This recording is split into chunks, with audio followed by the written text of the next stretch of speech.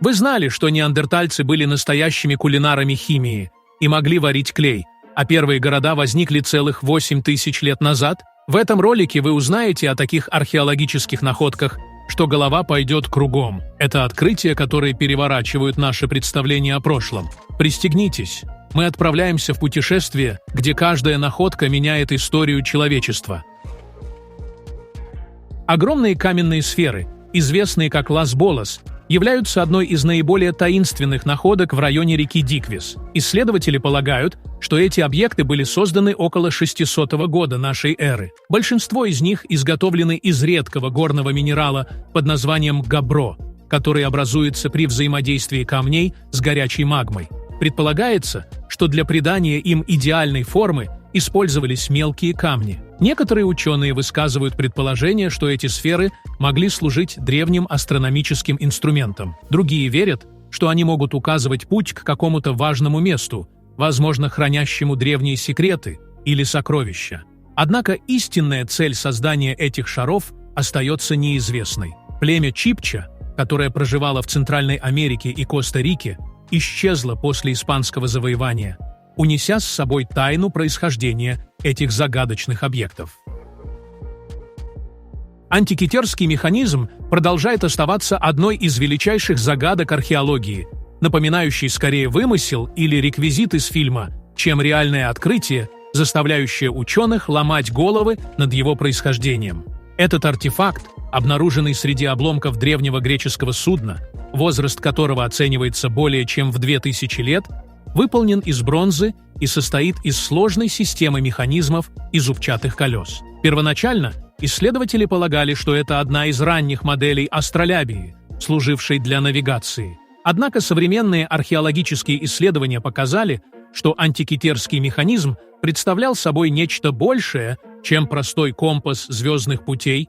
Это был полноценный древний астрономический календарь. Сегодня данный механизм по-прежнему считается самым сложным устройством, когда-либо найденным за всю историю археологических исследований, относящихся к этому периоду времени.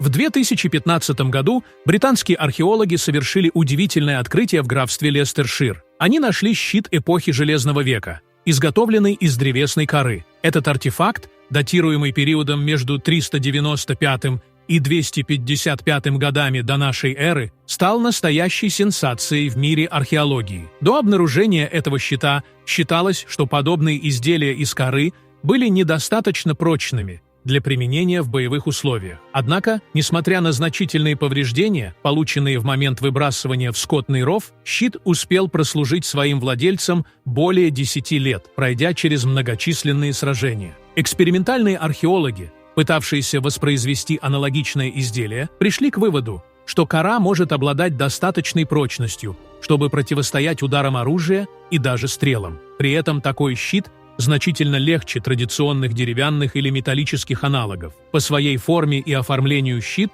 напоминал металлические образцы той же эпохи, включая красочно-белые узоры в виде клетки. Ранее бытовало мнение, что щиты из коры деревьев, если и существовали, играли роль ритуальных предметов, поскольку считались непригодными для боя. Теперь ученые предполагают, что такие щиты могли активно использоваться менее обеспеченными воинами. Тем не менее, до наших дней дошла лишь малая часть подобных изделий, так как большая их часть попросту сгнила и была утрачена. В 1947 году китайские крестьяне из провинции Шэньси совершили одно из крупнейших археологических открытий XX века, натолкнувшись на знаменитую терракотовую армию императора Цинь Шихуанди, правившего Китаем приблизительно с 258 по 210 года до нашей эры. Эта находка, в отличие от многих других, не окружена ореолом тайны. Известно, что тщательно выполненные глиняные фигуры воинов были созданы для охраны покойного императора в загробной жизни. Однако, несмотря на обнаружение этой армии, местонахождение самого императорского мавзолея остается загадкой, и никто пока не знает, какие сокровища скрываются внутри его погребальной камеры. Исторические источники свидетельствуют о том, что последний приют Цинь Шихуанди – это одна из самых грандиозных гробниц, возведенных в Китае. Подземный дворец мог похвастаться миниатюрным царством, сетью туннелей и продвинутой системой дренажа. Предполагается, что мавзолей находится неподалеку от места, где была найдена терракотовая армия. Тем не менее, археологи сомневаются, что располагают достаточными технологиями для безопасного поиска останков императора.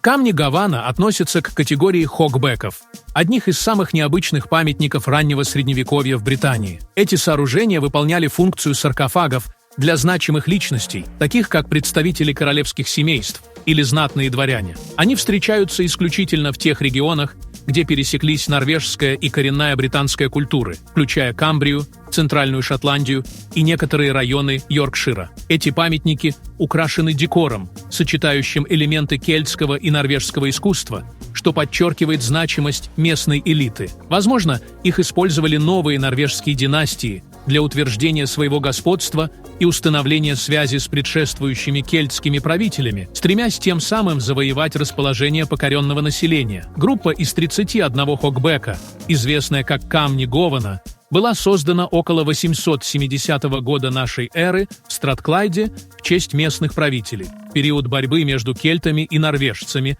за контроль над королевством. Первоначальная коллекция насчитывала 46 камней, но к XIX веку, когда их признали ценными археологическими артефактами, сохранился только 31 камень, которые перенесли в старую приходскую церковь Гавана. Оставшиеся камни разместили вдоль церковной стены. В 1973 году часть церковного имущества, включая близлежащую верфь Harland and Wolff, была разрушена, и 15 камней пропали, предположительно, уничтоженные как строительный мусор. Тем не менее, в 2019 году 3 из потерянных камней были случайно обнаружены 14-летним волонтером во время его первого участия в археологических раскопках на церковном дворе. Сейчас Gavan Heritage Trust проводит дополнительные изыскания в надежде обнаружить остальные утерянные артефакты.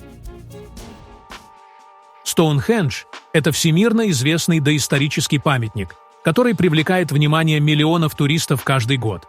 Это небольшое кольцо из мегалитических камней, созданное около 4000 лет назад, поражает воображение своими размерами и конструкцией. Современные археологи восхищаются мастерством древних людей, сумевших построить такое сооружение, используя только человеческие ресурсы. Несмотря на множество гипотез, ни одна из существующих теорий о назначении Стоунхенджа не подтверждена окончательно. Одни утверждают, что это уникальная астрономическая обсерватория, другие видят в нем священное место для религиозных обрядов и исцеления. Однако истина остается скрытой, делая этот памятник одной из величайших загадок человечества.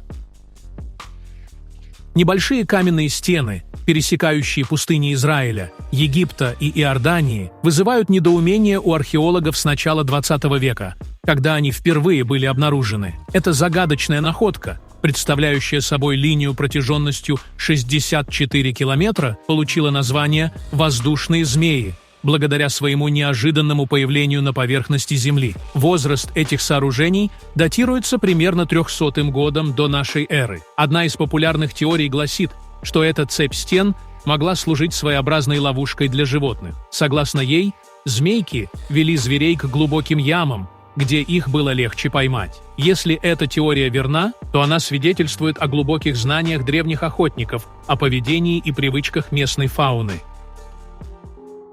Линии Назка в Перу не производят сильного впечатления, если наблюдать за ними с земли. Однако вид сверху открывает их потрясающую красоту. Поэтому неудивительно, что пилоты коммерческих самолетов, заметившие их в 1920-1930-е годы, были поражены таким открытием. Археологи подсчитали, что число этих линий достигает нескольких сотен, а сами они образуют сложные изображения животных, абстрактные фигуры и геометрические узоры. Считается, что они были созданы более 2000 лет назад народом доингской эпохи, который просто удалял красный тяжелый гравий, добираясь до более мягкого слоя почвы. Цель создания этих линий до сих пор остается загадкой, порождая множество невероятных теорий, от вмешательства инопланетян до древней астрологии. Многие археологи склоняются к мнению, что эти линии, вероятно, являлись частью ритуала общения с божествами народа Наска. На протяжении долгого времени существовало убеждение, что неандертальцы уступали в интеллекте и развитии современным людям. Но последние открытия полностью изменили эту точку зрения. В июне 1919 года археологам удалось обнаружить доказательства того, что неандертальцы применяли примитивный клей для закрепления своих орудий труда. Эта находка, датированная периодом от 55 тысяч до 40 тысяч лет назад, стала одним из первых известных случаев использования клея в процессе создания человеческих инструментов. Клей изготавливался преимущественно из сосновой смолы, хотя иногда в него добавляли пчелиный воск. Смола подвергалась воздействию высоких температур в ходе процесса приготовления органического клея, которым покрывали углубления в деревянном стволе. Затем туда вставлялось кремниевое лезвие, которое надежно фиксировалось на месте. Эта находка не единственная в своем роде, и она подтверждает, что такая практика была довольно распространенной среди неандертальцев. Более того, эти данные усиливают уверенность ученых в том, что неандертальцы обладали навыками добычи огня по мере необходимости. Еще одна спорная тема, обсуждающаяся учеными на протяжении многих лет.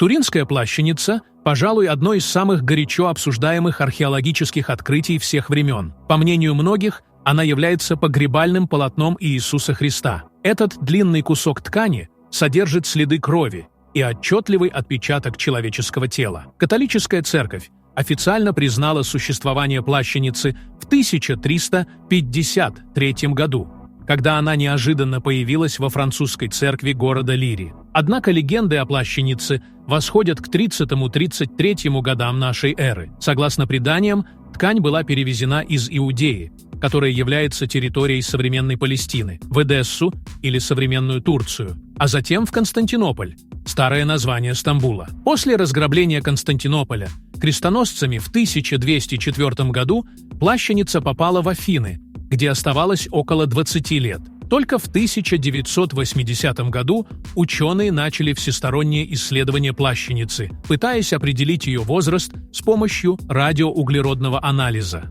Результаты оказались неожиданными. Ткань оказалась изготовлена примерно в 1260-1390-х годах нашей эры, что противоречит времени жизни Христа. Многие считают, что плащаница – это искусная средневековая подделка. Однако сторонники подлинности плащаницы утверждают, что ученые исследовали участки ткани, которые были пришиты позже, что могло исказить результаты анализов.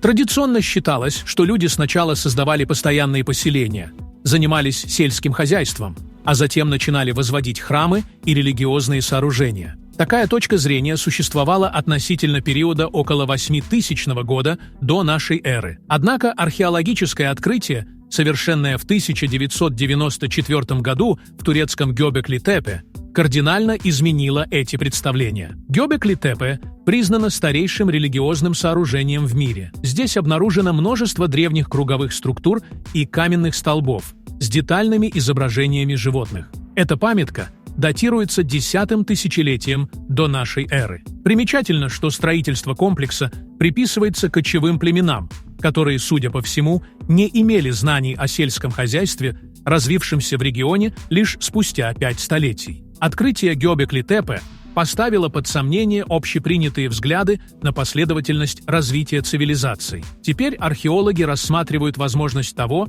что именно религиозные центры могли стать стимулом для строительства поселений и развития земледелия, а не наоборот, как считалось ранее.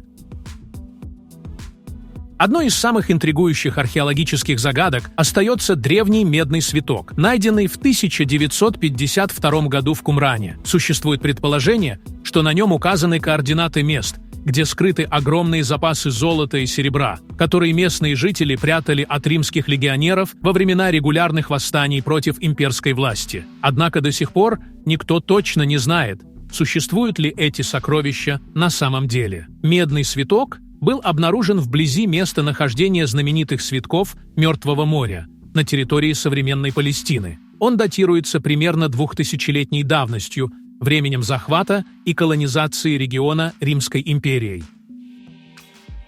И напоследок весьма интересная археологическая находка с душком. Капролит Ллойдсбанк – это одно из самых необычных открытий эпохи викингов, которое выделяется среди прочих находок. Ведь это, на минуточку, викингское испражнение. Тяжело не посочувствовать тому мужчине или женщине, который оставил этот след.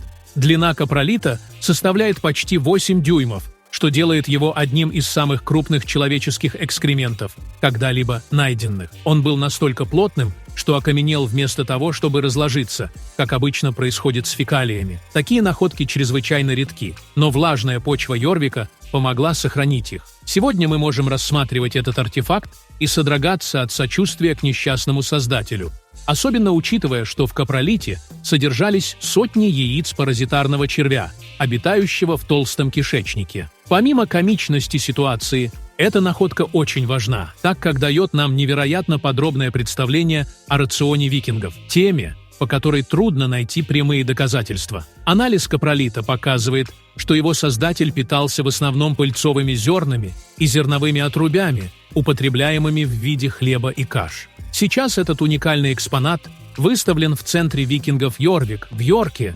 Великобритания. Когда дело касается археологических открытий, кажется, что материалов для чтения и изучения бесконечно много. Яркие находки часто привлекают внимание общественности сильнее, чем любой учебник. Некоторые из них настолько необычны, что способны полностью изменить наше представление об истории. Мое предложение может заинтересовать не меньше, друзья. У вас есть уникальная возможность стать частью нашей команды. Если вы владеете навыками видеомонтажа, можете озвучивать ролики на русском, английском и других языках, или же пишите интересные сценарии, мы будем рады с вами поработать. Пишите в нашего телеграм-бота, ссылка в описании. А на сегодня это все. Всем пока!